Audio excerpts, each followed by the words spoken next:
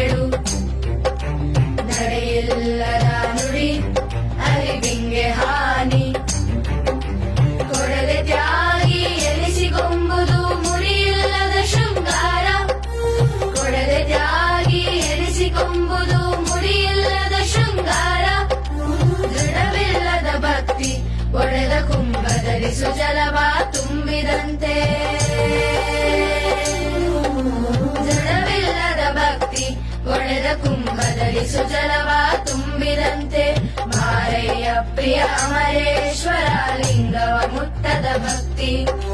ಮಾರಯ್ಯ ಪ್ರಿಯ ಅಮರೇಶ್ವರ ಲಿಂಗವ ಮುಟ್ಟದ ಭಕ್ತಿ.